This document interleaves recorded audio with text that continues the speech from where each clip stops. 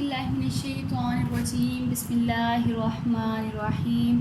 السلام علیکم اسٹوڈنٹس، امید ہے آپ سب خیریت سے ہوں گے۔ اسٹوڈنٹ، موضوعاتی مطالعے کا چیپٹر نمبر 4 زکوٰۃ ہم پڑھ رہے تھے اور اس کا ہم نے لانگ کوسچن نمبر 1 کمپلیٹ کر لیا تھا، آپ کو پڑھا دیا گیا تھا۔ امید ہے آپ نے کوسچن نمبر 1 اچھے سے یاد کر لیا ہوگا۔ آج کا جو ہمارا ٹاپک ہے وہ چیپٹر نمبر 4 زکوٰۃ کا کوسچن نمبر 2 ہے، لانگ کوسچن ہے۔ آج ہم اس کو پڑھیں گے اور اس کو سمجھیں گے۔ کوسچن نمبر 2 کی طرف ہم آتے ہیں اور اپنا لیکچر سٹارٹ کرتے ہیں۔ اعوذ باللہ من الشیطان الرجیم بسم اللہ الرحمن الرحیم۔ کوسچن نمبر 2 آپ کے یونیک نوٹس کے پیج نمبر 144 پر ہے، آپ اس کو ایک اوپن کر لیں اور اس کو میرے ساتھ ریڈ آؤٹ کریں۔ سوال نمبر 2 ہے، زکوٰۃ کی اہمیت بیان کیجیے، زکوٰۃ کی مذہبی اور سماجی اہمیت بیان کیجیے۔ سوال 2 طریقے سے آ سکتا ہے، اس لیے آپ کو سوال بھی اچھے سے یاد ہونا چاہیے۔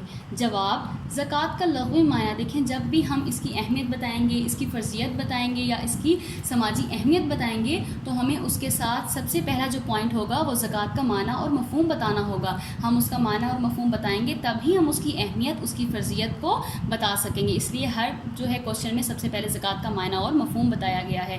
زکوٰۃ کا لغوی معنی مفہوم کیا ہے؟ زکوٰۃ عربی زبان کے لفظ زکا اور زکا سے بنا ہے، یعنی کاف الف کے ساتھ اور کاف کھڑی زبر یا کے ساتھ بنا ہے، جس کا مطلب ہے پاک ہونا، نشو و نما پانا، اضافہ ہونا اور بڑھنا۔ نمبر 1 پوائنٹ دیکھیے گا، زکوٰۃ کا اصطلاحی مفہوم کیا ہے؟ ایسی مالی عبادت جو ہر عاقل بالغ صاحب نصاب مسلمان پر ایک مقررہ شرح کے مطابق اللہ کے راستے میں خرچ کرنے کی صورت میں فرض ہے، زکوٰۃ کہلاتی ہے۔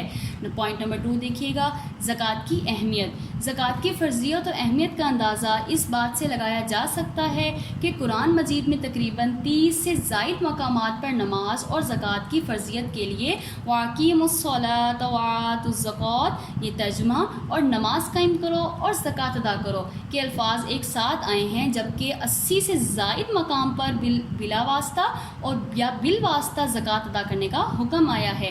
پوائنٹ نمبر 3 دیکھیے گا، زکوٰۃ کی اہمیت قرآنی آیات کی روشنی میں۔ نمبر 1، طہارت اور تزکیہ نفس، یعنی اس کا کیا فائدہ ہے؟ طہارت حاصل ہوتی ہے اور نفس کی پاکیزہ ہوتا ہے۔ قرآن مجید میں زکوٰۃ کی ادائیگی کو نفس کی طہارت اور پاکیزگی کا باعث قرار دیا گیا ہے۔ ارشاد باری تعالیٰ ہے، یعنی قرآن مجید میں جو ہے وہ زکوٰۃ کو نفس کی طہارت اور تزکیہ کہا گیا ہے، جس کے ذریعے نفس کو پاکیزگی حاصل ہوتی ہے۔ ارشاد باری تعالیٰ کیا ہے؟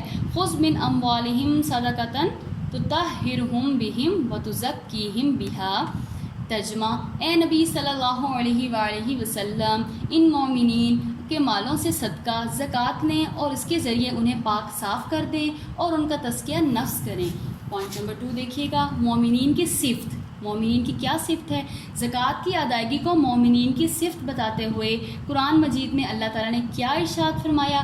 الذین یقیمون الصلاۃ ومما رزقناہم ینفقون اولئک ھم المؤمنون حقا۔ ترجمہ، وہ لوگ جو نماز قائم کرتے ہیں اور جو رزق ہم نے انہیں دیا اس میں سے وہ اللہ کی راہ میں خرچ کرتے ہیں، یہی سچے مومن ہیں۔ اللہ تعالیٰ نے یہاں پہ مومن کی صفت بیان کی ہے کہ وہ نماز قائم کرتے ہیں اور جو ہم نے رزق ان کو دیا ہے اس میں سے اللہ کی راہ میں خرچ کرتے ہیں، تو یہ مومن کیا ہیں؟ سچے مومن ہیں۔ ایک اور مقام پر اللہ تعالیٰ نے ارشاد فرمایا وَالَّذِينَ هُمْ لِلزَّکَاةِ فَاعِلُونَ۔ ترجمہ، اور کامیاب ہو گئے وہ مومن یا کامیاب ہے وہ مومن جو زکوٰۃ کی ادائیگی کے عمل پر کاربند رہتے ہیں، یعنی باقاعدگی سے زکوٰۃ ادا کرتے ہیں۔ نمبر 3 پوائنٹ دیکھیے گا، اسلامی حکومت کی ذمہ داری۔ اسلامی حکومت کی ذمہ داریوں میں شامل ہے کہ زکوٰۃ کے نظام کو قائم کریں۔ ارشاد باری تعالیٰ ہے الذین ان مکنہم فی الارض اقاموا الصلاۃ وآتوا الزکاۃ۔ ترجمہ، اور وہ لوگ مومنین ہیں کہ اگر ہم انہیں زمین میں اقتدار دیں تو وہ نماز قائم کریں اور زکوٰۃ ادا کریں، یعنی خود بھی کریں اور اس کا کرنے کا حکم بھی دیں۔ پوائنٹ نمبر 4 دیکھیے گا، منکرین زکوٰۃ کے لیے وعید۔ یہ آپ نے بار بار آیت پڑھی ہے، سورۃ توبہ کی آیت نمبر 35 سے 34 تک۔ 34 اور 35 میں اللہ تعالیٰ نے جو زکوٰۃ کا انکار کرتے ہیں ان کے لیے سخت وعید بتائی گئی ہے۔ قرآن مجید میں منکرین زکوٰۃ کے لیے وعید بڑے سخت الفاظ میں سنائی گئی ہے۔ ارشاد باری تعالیٰ ہے، جو لوگ سونا چاندی سیند کر یعنی بچا کر رکھتے ہیں اور اسے اللہ کی راہ میں خرچ نہیں کرتے، انہیں دردناک عذاب کی خبر سنا دیجیے۔ اس قیامت کے دن دن اس سونا چاندی کو جہنم کی آگ میں تپایا جائے گا، پھر اس سے ان کے چہرے، ان کے پہلوؤں اور ان کی پشتیں داغی جائیں گی، اور کہا جائے گا کہ یہ ہے وہ خزانہ جو تم اپنے لیے جمع کر کے لائے ہو، اور اب اس کا مزہ چکھو جو تم جمع کرتے رہے تھے۔ پوائنٹ نمبر 6 دیکھیے گا، اجر کا باعث، زکوٰۃ ادا کرنا اجر و ثواب کا باعث ہے۔ ارشاد باری تعالیٰ ہے، جن لوگوں نے نماز قائم کی اور زکوٰۃ ادا کی ان کے لیے ان کے رب کے ہاں اجر ہے۔ سورۃ انفال کی آیت نمبر 3 اور 4 ہے۔ 4 پوائنٹ دیکھیے گا، زکوٰۃ کی اہمیت احادیث کی روشنی میں حضور اکرم صلی اللہ علیہ وآلہ وسلم نے بھی زکوٰۃ کی اہمیت بیان کی اور اس کی ادائیگی پر زور دیا۔ نمبر 1، بہترین عمل، ایک مرتبہ ایک گروہ نے بارگاہ نبوت صلی اللہ علیہ وآلہ وسلم میں حاضر ہو کر اسلام کی تعلیمات دریافت کی۔ آپ سے اسلام کی تعلیمات کے بارے میں پوچھا تو آپ صلی اللہ علیہ وآلہ وسلم نے اعمال میں سب سے پہلے نماز اور پھر زکوٰۃ کا ذکر فرمایا۔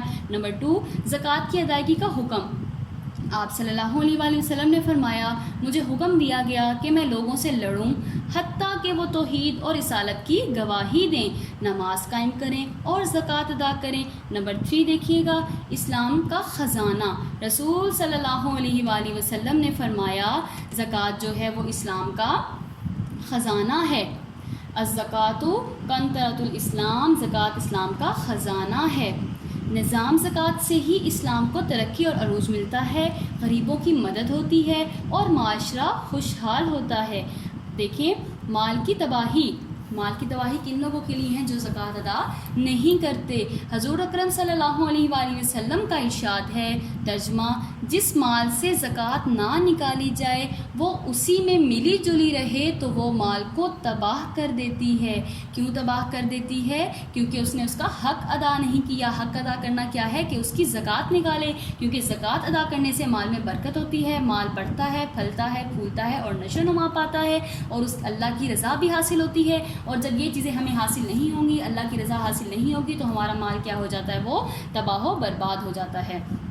حضرت ابو بکر صدیق رضی اللہ تعالی عنہ کا عمل، رسول صلی اللہ علیہ وآلہ وسلم کی رحلت کے بعد جب کچھ قبائل نے زکوٰۃ ادا کرنے سے انکار کیا تو حضرت ابو بکر صدیق رضی اللہ تعالی عنہ نے ان کے خلاف جہاد کا اعلان کیا اور فرمایا، ترجمہ، اللہ کی قسم، جو نماز اور زکوٰۃ میں فرق کرے گا میں اس سے لڑوں گا۔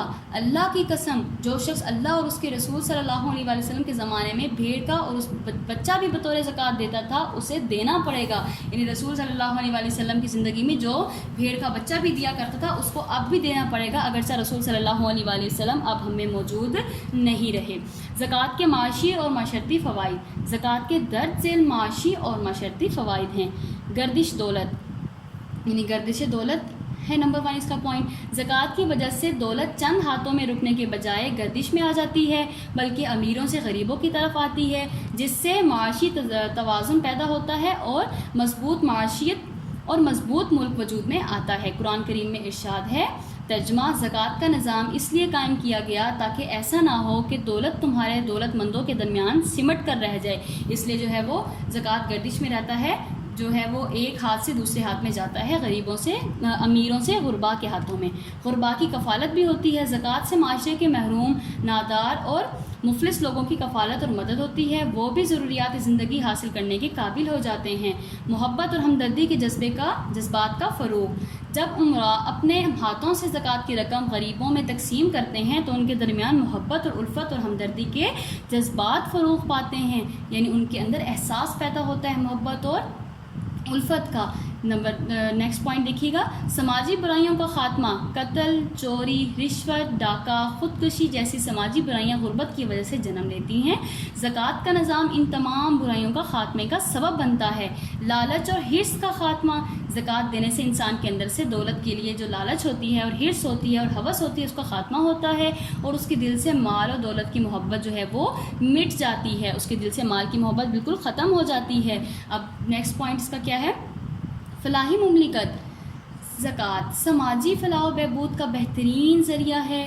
زکوٰۃ کی وجہ سے لوگ غربت کے جنگل سے نکل کر آتے ہیں اور ہر طرف خوشحالی آتی ہے، ملک ترقی کرتا ہے، سرکاری خزانہ بھی بھرتا ہے جس سے فلاحی کاموں پر خرچ کیا جا سکتا ہے۔ اسٹوڈینٹس کوشچن نمبر 2 ہمارا کمپلیٹ ہو چکا، آپ کو اچھے سے پڑھا دیا گیا، امید ہے آپ نے اس کو اچھے سے سمجھ لیا ہوگا اور اب آپ اس کو یاد کر لیں گے۔ اس کے بہت سارے پوائنٹس جو ہیں آپ نے شارٹ کوشچن میں بھی یاد کیے تھے، اس لیے آپ کو اس کا اب یاد کرنا آسان ہو جائے گا۔ اوکے اسٹوڈنٹ، نیکسٹ انشاءاللہ ہم لانگ کوشچن نمبر 3 پڑھیں گے، تب تک کے لیے آپ لوگ اپنا خیال رکھیے گا۔ فی امان اللہ، اللہ حافظ۔